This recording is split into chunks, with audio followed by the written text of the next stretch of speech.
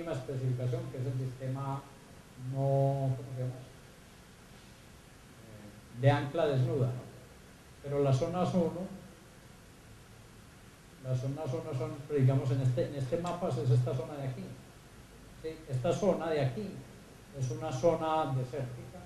Este es el límite con México, o sea, aquí no hay mar, el mar es aquí, este es el Golfo de México, ¿sí? Y esta zona 1 está aquí, donde no hay mar.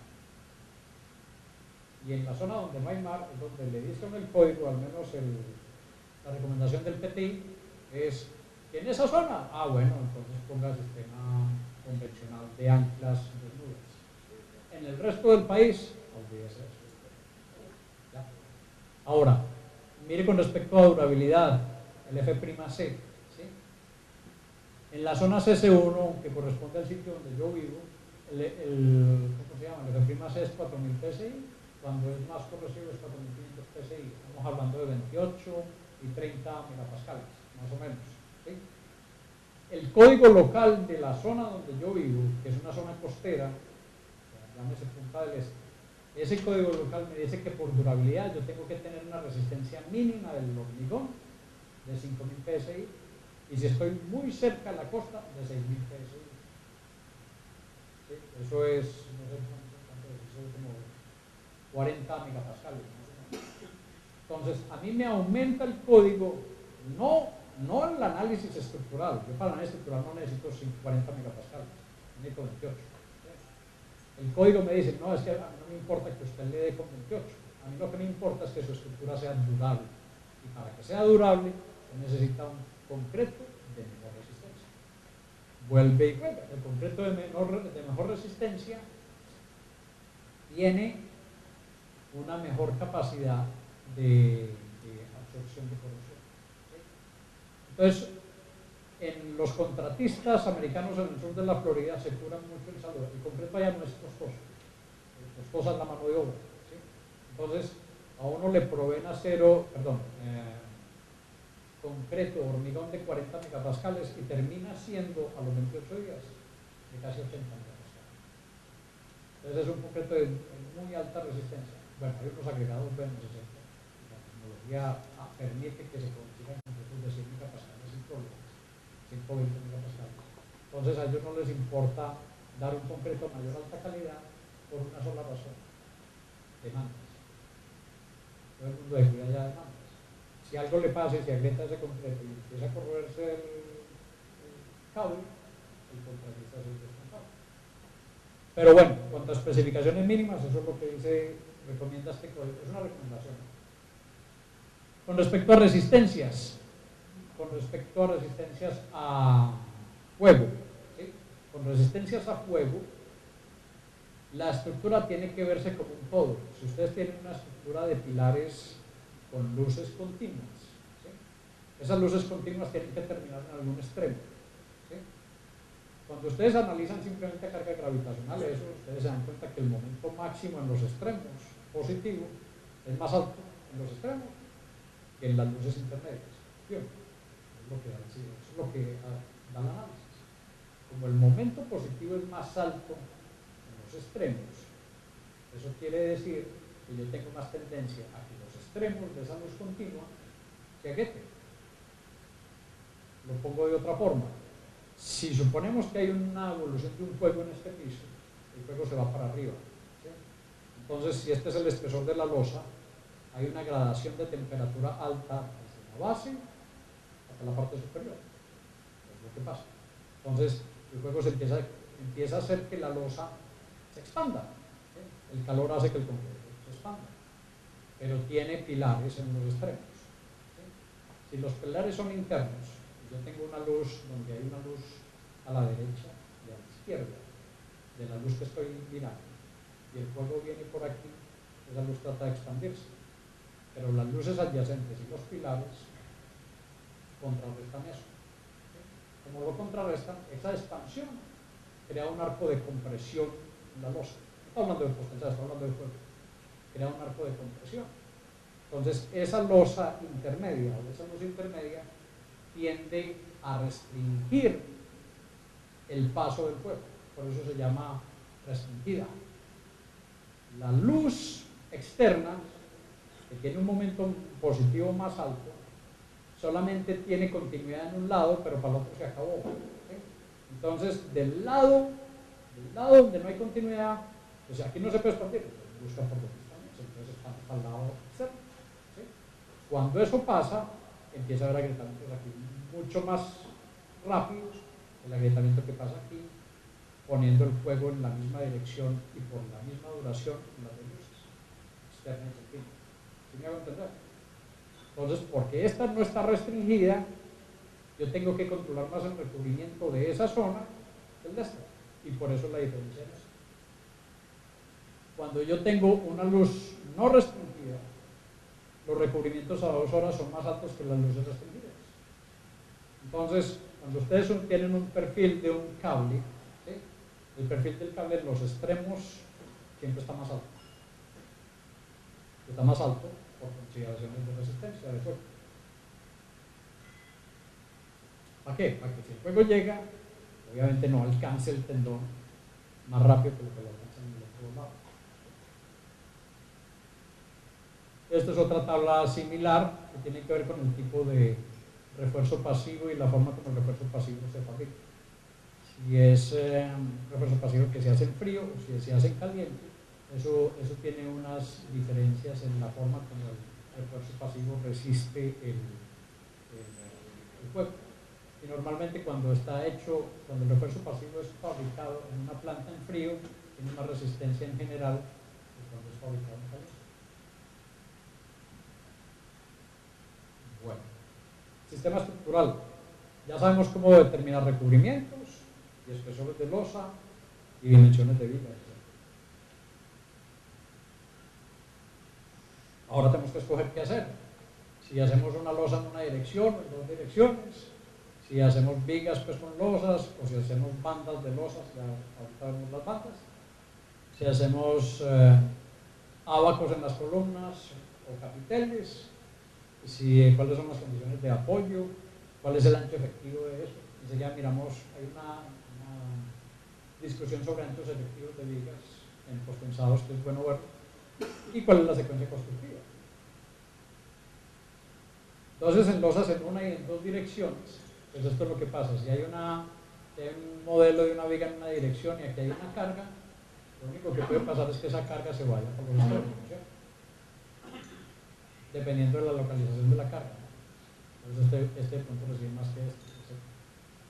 Si es un sistema de una viga en dos direcciones y tengo la carga en el centro, ¿sí?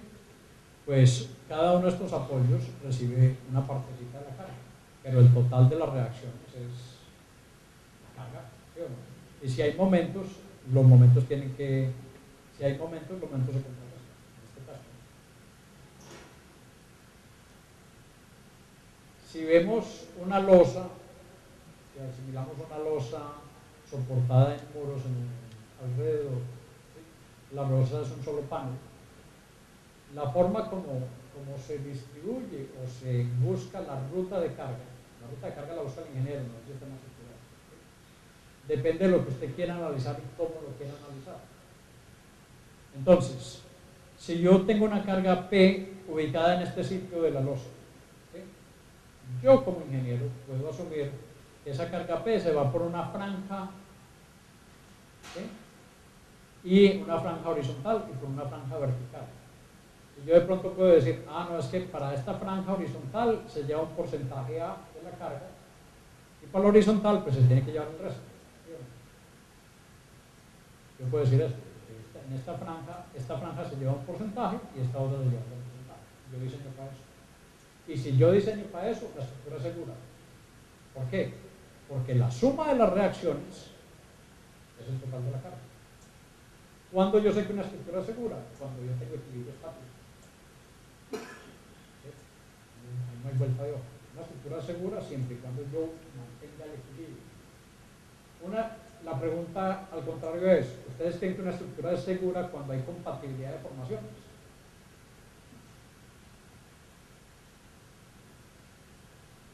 No, porque yo le puedo a una deformación, a una rotación, a una deflexión, colocar un momento o una carga determinadas que cuando la sumo, pues no están en equilibrio.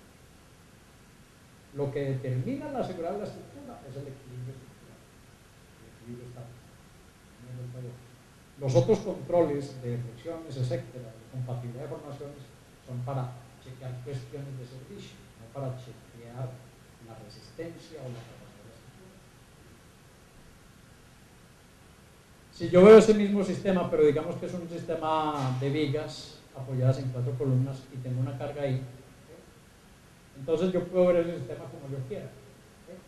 Si yo lo miro, si yo me paro aquí y lo miro de frente hacia allá, yo veo que este es el apoyo A y este es el apoyo B, esa es la proyección. Estos dos apoyos están como por aquí, pero están lejos de este punto. O sea, yo estoy mirando esta viga aquí con la carga y estoy diciendo que esta viga recibe un porcentaje de la carga. Si yo me paro en el otro lado y miro esta viga, que sería esta, C y D, entonces si la viga AB recibe AP, la otra recibe el resto. ¿Sí? Esta suma da P, y obviamente las reacciones aquí más las reacciones aquí dan P en total. La distribución de reacciones pues es diferente, pero la suma total es P.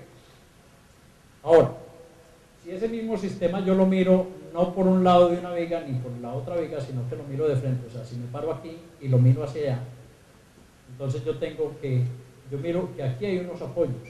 A está detrás de C y B y D está detrás de B. ¿Sí o no? Y aquí hay una franja y esa franja recibe una carga P total. ¿Sí? Entonces, para esa franja que yo veo en esta dirección, la carga total que recibe esa franja es P. Y la suma de las reacciones aquí en A y C y en B y D me queda P. Es lo mismo que si yo mirara que la suma de la reacción en A, la reacción en B, la reacción en C, la reacción en D, para este sistema de distribución es P. Entonces, independientemente de cómo yo mire el sistema, la franja que yo mire tiene que tener una totalidad de carga que sume la reacción total, la fuerza total, perdón. Vamos a verlo de otra forma. La misma losa, el mismo panel de la losa con una carga P. Al ingeniero anterior se le ocurrió que esto tenía una franja aquí y una franja aquí. A este ingeniero se le ocurrió que la carga P se va por 3 franjas. Primero, esta franja recibe la carga P y se la lleva a esta franja y a esta franja. Y después esta franja se la lleva a estos apoyos y esta franja se la lleva a este apoyo y a este apoyo. Si yo ese sistema lo observo por aquí, o sea, si yo me paro aquí y lo miro de frente, A está detrás de C, B está detrás de D, y esta franja que hay aquí es la suma de estas dos, esta y esta. ¿Y cuánta carga recibe esa franja? P. ¿Ya?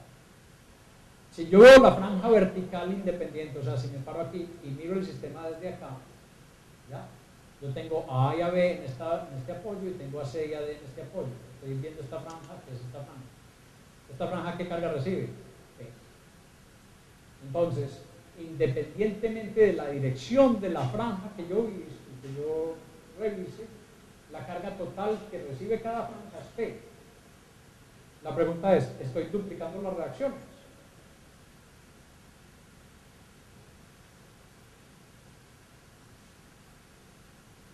La respuesta es no.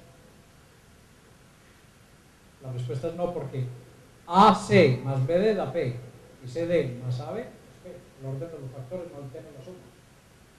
Entonces, independientemente de cómo mire yo la carga en la franja, en una dirección perpendicular u horizontal, la carga estática total es la carga cartesiana. Entonces, independientemente de la ruta de carga que el diseñador controle, las reacciones obtienen equilibrio estático. Eso me va a servir para otra cosa más adelante. Sí, yo no lo veo por franjas, sino sino que modelo por design strips, ¿sí? Por este tipo de franjas, horizontales y verticales, obtengo la misma cosa. Yo parto por aquí, entonces tengo una franja horizontal y una franja horizontal que recibe la mitad de la carga. Pero las dos reciben la totalidad de la carga. Lo mismo que si yo parto esta franja por aquí. Esta P se parte en la mitad y estas reacciones, la suma de las 4 reacciones aquí son P. Entonces, aunque las franjas reciben la totalidad de la carga en direcciones ortogonales, el equilibrio estático se cumple. Ahora sí, miremos qué sistemas estructurales sirven para qué luces. Estas son recomendaciones más o menos de PTI. ¿Qué sirve para determinar? Bueno, yo ya sé que voy a hacer una losa postensada, ahora qué tipología estructural utilizo. Y nuevamente, estas consideraciones son para cargas normales, ¿sí? Cargas vivas y muertas normales. No hay excesos de cargas en ningún caso. Entonces, se recomienda más o menos que para losas planas sin ábacos se utilice hasta una luz de 8, 9 metros. Esto es variable peso, esto es una recomendación. El criterio límite es el poncho shear, el funcionamiento, ¿sí? O sea, cuando esta luz ya es 10 y esta losa es muy delgada, ya empieza a haber problemas de funcionamiento. La losa de pronto se deflecta, eso se puede controlar, de pronto hay momentos grandes, si es pequeño el espesor de pronto hay mucho cable, ¿sí? Pero el problema real es funcionamiento, ¿sí? Y si se utilizan alrededor de 8 metros, esto es más o menos las condiciones de refuerzo que da, ¿sí? Digamos 1 kilo de refuerzo pasivo y casi 3 kilos de refuerzo activo, más o menos, ¿sí? Pero simplemente un grado de aproximación, un orden de aproximación. Entonces está la losa plana. Si utilizamos una losa plana con ábacos, ¿qué es lo que pasa con el ábaco? El ábaco da obviamente más resistencia a flexión, ya no hay problema de punzonamiento, ya de pronto el problema es congestión de refuerzo. Y de 8 se pasa hasta casi 12 metros, ¿sí? Se utiliza ábaco. Problema constructivo del ábaco, es hacer el ábaco, ¿sí? El ábaco es un obstáculo para las losas planas, porque en losas planas yo puedo deslizar la formaleta, deslizo, hago, después desmonto y monto en el piso enseguida, ¿sí? Losas deslizantes o rotantes, ¿sí? Entonces, cuando tengo esto, tengo que hacer el muñeco para el ábaco. Y no solamente eso, los ábacos no todos son iguales, porque si los desplazamientos son distintos, el ábaco es L sextos de luz en cada sentido, entonces puede haber una diferencia de ábacos. Y a veces con ábacos es tanto el funcionamiento, si las cargas son muy altas, hay que colocar stop rails o estribos dentro del ábaco. Una consulta, la unidad de la cuantía esa son kilos por metro cuadrado. ¿Sí? No se alcanza a ver mucho, pero es metro cuadrado. Ahora, cuando se utilizan, estos son capiteles, obviamente, y los capiteles y los ábacos tienen una diferencia, ¿sí? Y eso vino a manifestarse y a diferenciarse en el ACI del 2008, ¿sí?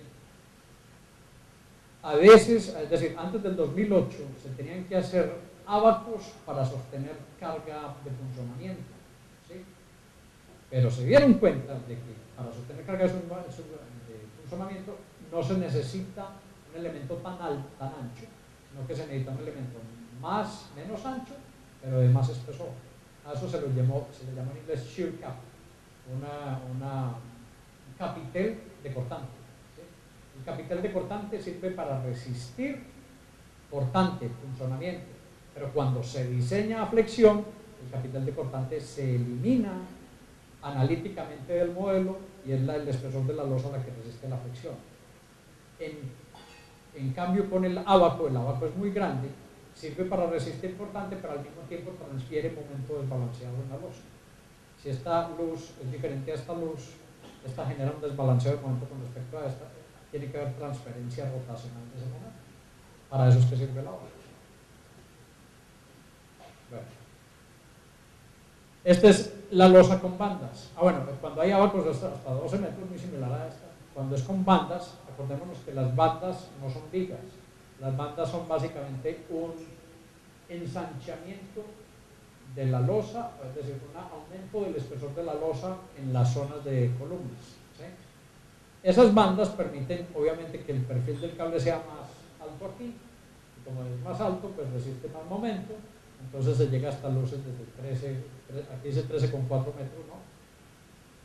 Y estos son los criterios de limitación del sistema. Por ejemplo, lo que limita este sistema puede ser la deflexión, y lo que limita este sistema con bandas es la congestión de refuerzo en las bandas, ¿sí? Y esto que dice rebar y PT es el refuerzo pasivo y el PT, que más o menos se alcanza cuando se utiliza este sistema con cargas normales. Ya si quiero hacer otro tipo de sistema, ¿sí? Este sistema en dos direcciones, el sistema, digo que predilecto, digamos en la zona noreste de Brasil, es el sistema de tipo waffles con lados, ¿sí? Y se utiliza casi que para todo. Yo he visto edificios de parqueaderos con prácticamente este ancho de 12 metros en ambas direcciones en tipo waffle, ¿sí? Es porque cada región utiliza lo que tiene y lo que está acostumbrado. Este sistema en México no se utiliza. No se utiliza porque dio muy malos resultados en Ciudad de México en el 85, ¿no? Se cayó mucho edificio en Ciudad de México, porque esto tiene una muy buena rigidez en una dirección de sismo, pero cuando el sismo se reversa, esto es muy débil. Entonces lo dejaron de hacer. No quiere decir que no hayan losas potenciadas, se hacen losas potenciadas macizas, pero la unión losa-columna no transmite carga lateral, sino que se deforma por compatibilidad. Eso es una forma de analizar la estructura, ¿no? Este es un ejemplo de aquí están las dos cosas, ¿no? El capitel y el abaco. Una losa en dos direcciones, en un edificio de estacionamiento. Acordemos que esto da más o menos hasta 12,5 metros de luz en ambas direcciones. Normalmente si los estacionamientos son edificios aislados, o sea, está el edificio de estacionamiento y al lado está el aeropuerto, el shopping o lo que sea, ¿sí? Cuando son edificios aislados, este sistema no se hace. ¿Por qué? Porque es preferible tener menos pilares a 18 o 20 metros y hacer vigas con los en dirección. Normalmente esto se hace es cuando los estacionamientos están subterráneos o sirven de apoyo para el edificio que está encima, ¿sí? Y el edificio que está encima exige una configuración como esta. Esto es una cosa todavía más excéntrica, que son ábacos no prismáticos, ¿no? O sea, si un ábaco normal, convencional, que es un dado, es un cubo, es complicado de hacer formaletas, pues imagínense esto.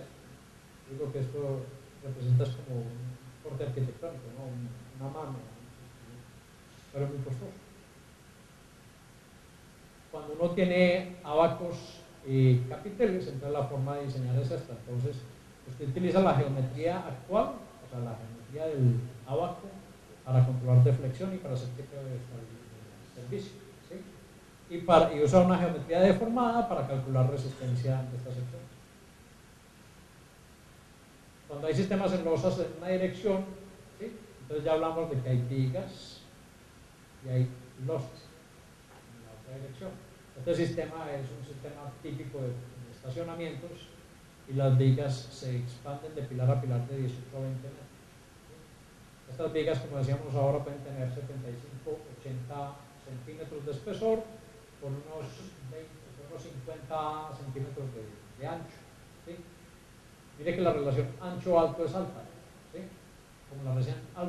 Como esto tiene tanta rigidez, se comporta como viga. Esto no es un ancho de banda, ¿sí? No es una banda ancha, perdón.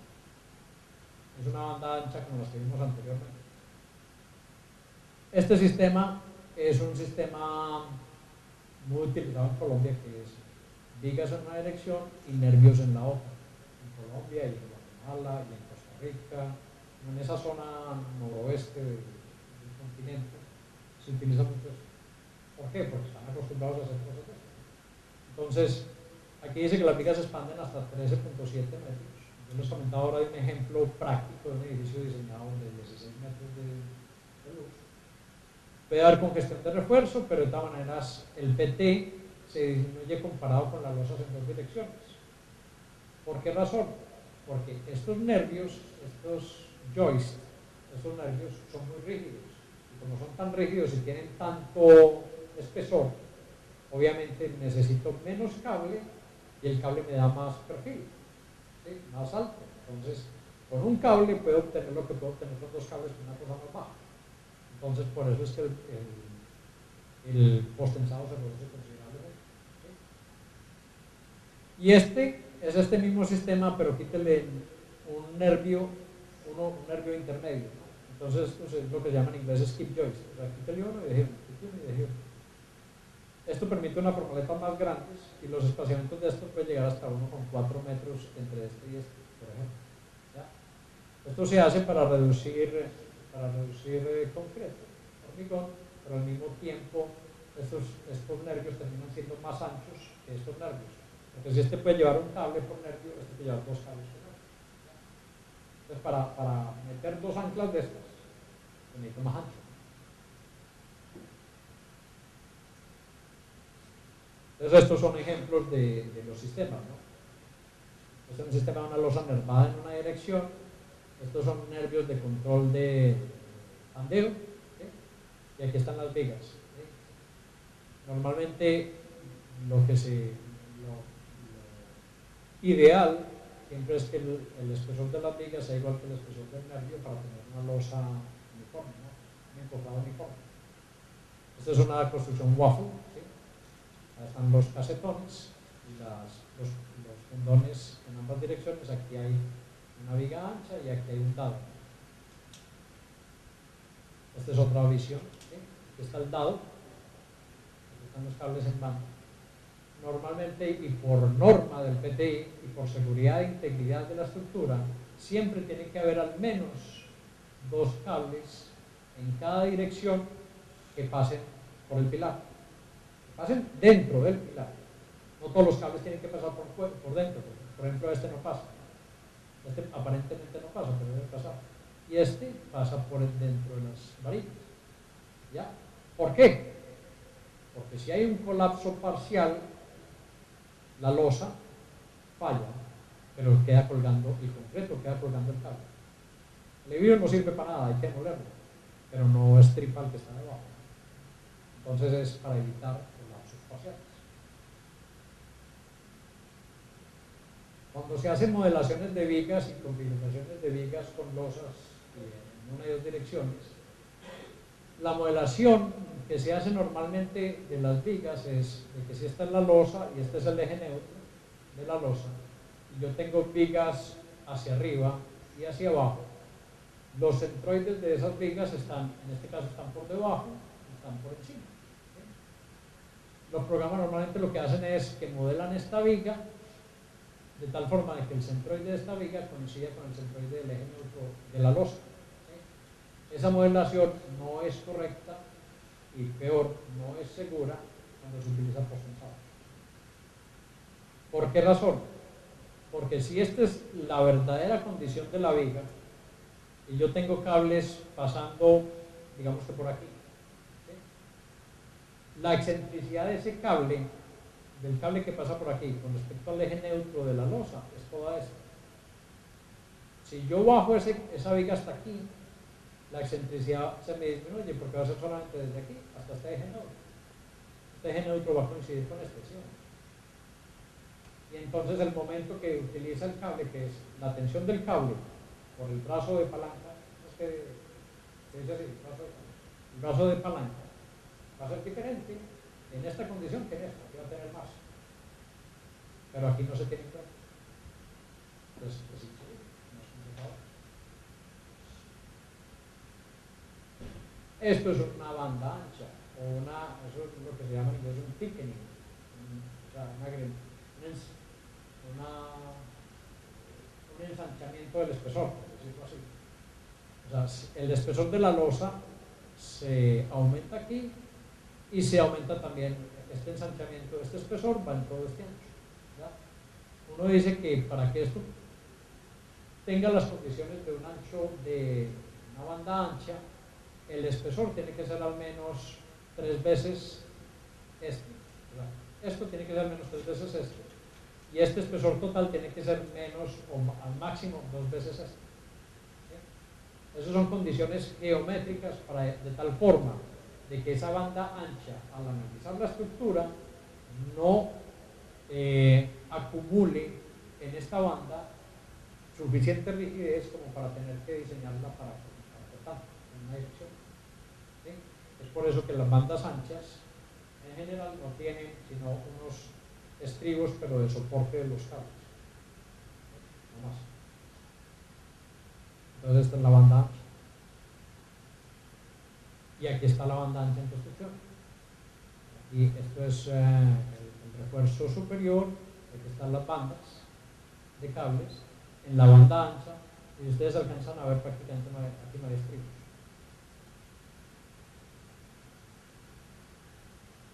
Esto es una cuestión de modelación que es interesante ver, de pronto es aplicable para análisis lateral, ¿sí? Es cuando se tienen pórticos como este tipo. Esto se pasa mucho en estacionamientos, ¿no? Porque la rampa hace que las losas de estacionamiento sean de diferentes niveles. Entonces esto es lo que simula este pórtico. Para que este sistema funcione bien, estructuralmente es conveniente colocar unas articulaciones físicas en estos extremos para que esto no reciba momento y esta losa o esta viga se apoye sin conexión de momento en este punto. Este es un ejemplo de esa articulación. Miren que aquí viene el pilar, viene aquí hay una junta de construcción. Esta es una foto de frente, aquí está la junta de construcción, esta es la viga postensada, esta es la losa y aquí llega el pilar. Entonces esta junta es una junta articulada, esto no recibe momento. Y eso se diseña así, más o menos. Entonces, eso se utiliza en parqueaderos, ¿por qué? Porque estos pilares de parqueaderos, especialmente donde se encuentran las dos rampas, rampa de subida y rampa de bajada, o sea, el pilar intermedio, no los externos, sino el pilar intermedio, tienen luces muy cortas, o sea, tienen alturas muy cortas. Entonces, para evitar la concentración de momentos altos ahí y obviamente de cortantes, entre más corta la columna, más cortante exige, en caso lateral, no es lateral, entonces se hace un extremo pin-pin, articulado, ¿sí? Y lo que se hace es colocar unos neoprenos y etc. Ahora, cuando se hacen esas articulaciones, ustedes saben que por el análisis estructural básico, ¿sí? Cuando ustedes tienen un marco aporticado donde las conexiones resisten momento, ¿sí? Tiene menos desplazamiento lateral. Si las conexiones son articuladas, ustedes ponen una carga lateral, se desplaza más, ¿sí? Se desplaza más, pero recibe menos carga, ¿ya? Entonces, esto es un análisis simplificado de una estructura de parqueo como esta, ¿sí? De 3 pisos, en donde todos los extremos son empotrados, o sea, son conexiones de momento. Normalmente cuando se hace el análisis estructural, ustedes tienen un edificio donde tienen pilares que resisten carga vertical y los muros o los pórticos que resisten la carga lateral. Entonces la modelación típica que se debe hacer es que los pórticos de resistencia lateral y los muros de resistencia lateral, es una modelación plana, simplificada, ¿no? Se conectan a los pórticos gravitacionales y a esos pórticos gravitacionales se les coloca articulaciones en los extremos. ¿Para qué? Para que cuando esto tiene una carga lateral de viento, por ejemplo, cuando esto tenga una carga lateral, estos elementos verticales no reciben momento. Lo único que reciben, ¿qué es? Carga gravitacional, ¿sí? Entonces, esa conexión de pilar viga o de pilar columna, losa, es una articulación, es una conexión que tiene compatibilidad de desplazamiento lateral. O sea, cuando se mueve con el que resiste la carga lateral, que es este monstruo grande aquí, pero no recibe ningún momento, ¿ya? Entonces se diseña por ductilidad.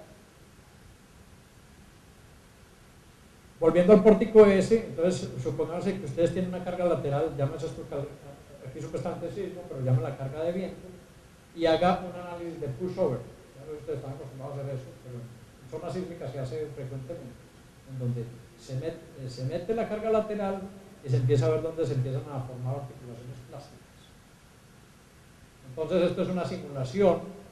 Cuando hay una carga lateral aquí, lo que pasa cuando el portante basal es alrededor del 26% del peso propio. Entonces estos botones rojos aquí es la formación de articulaciones plásticas, ¿sí? Acordémonos que el pórtico este es un pórtico donde todas las conexiones entre viga y columna son conexiones de momento. ¿Sí? Y después al final, aquí hay colapso y resulta que el colapso se viene por la formación de articulaciones plásticas justo en las columnas más cortas. Lo que decíamos, las columnas más cortas del sistema de estos son las más débiles. Entonces, ese colapso total que hay aquí se obtiene casi que al 50% en esta simulación de la carga. ¿Ya?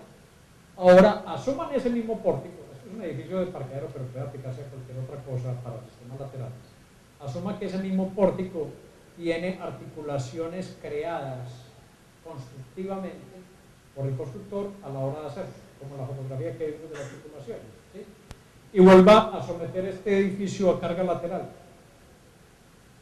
Entonces, nuevamente, hay ya las verdes son las que yo hice constructivamente, pero las rojas son las que se forman por desplazamiento. ¿Sí? Obviamente el edificio colapsa y colapsa aún, justo vuelve a colapsar por esta zona, ¿sí? Pero colapsa a una carga menor. Entonces, como resultado, ¿qué pasa? Que el pórtico con carga, con conexiones de momento, resiste más fuerza, pero menos desplazamiento. Y el que tiene articulaciones físicas montadas necesita menos fuerza para resistir y tiene más desplazamiento. Entonces, ¿cuál es mejor?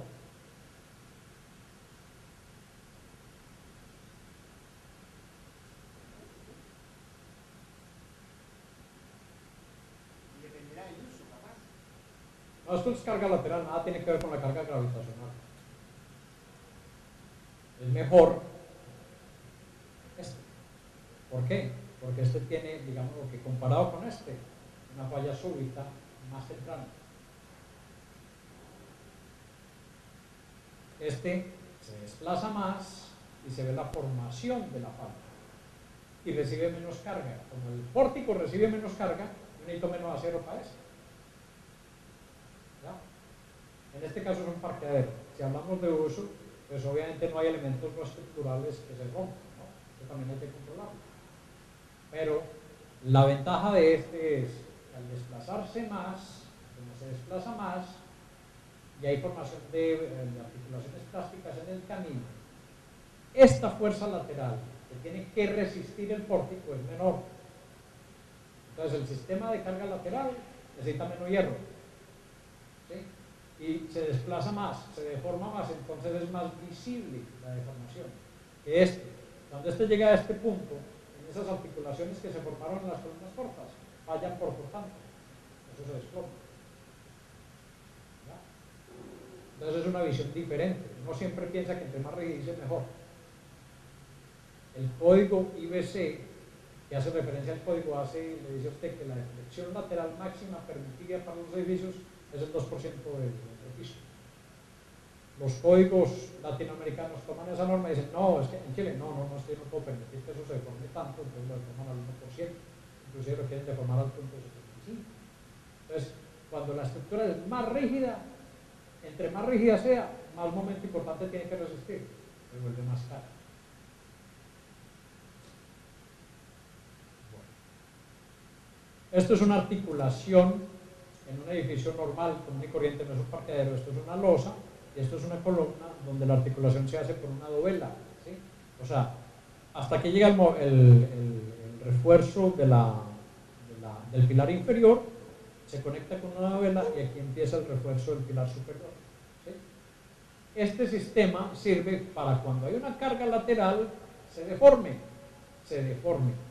Lo que se quiere es que se deforme, porque si empieza a resistir en momentos, el sistema colapsa. Entonces es para compatibilidad de formación. Y esto es en la construcción. Entonces, aquí está la losa postensada y miren el lado vela. ¿Sí? Esto es cuando se está formateando, esto es cuando está lista la columna, y aquí va el encofrado, y aquí va la dovela. Y entonces, miren el pilar aquí, circular, miren la dovela aquí, tiene refuerzo de punzonamiento. Esto es ya cuando se llena la losa de hormigón, y miren la dovela aquí. Y miren el refuerzo vertical del pilar. simplemente llega en gancho hasta el borde del oso.